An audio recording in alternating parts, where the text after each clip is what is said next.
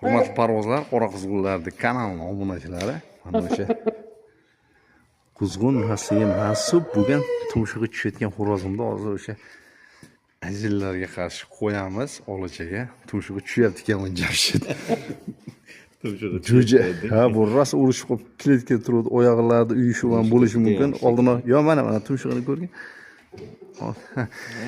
Mayli, hop, pixlan bo'laymiz, ko'ramiz hozir. Tarozida ko'raylik, tarozi qo'yaylik deyapti. Endi olacha Jamshid xo'rozi.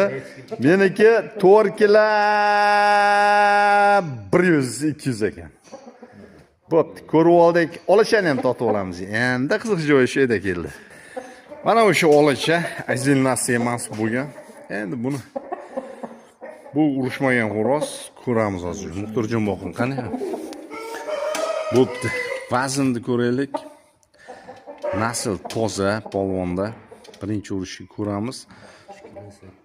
3 kilo 800, 4 kiloga ham chiqyapti. Jamshid o'rtada tursin. 4 kilo 300 portlatuvchisi bo'lar ekan.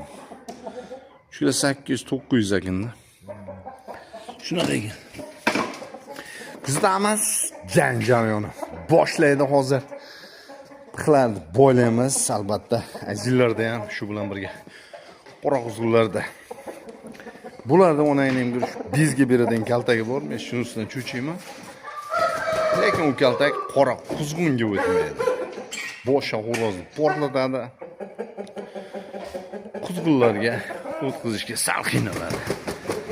Mana Jamshidbek xarid qo'ygan xo'roz. Kuzatamiz birgalikda. Kanalda qora quzg'unlar kanalda.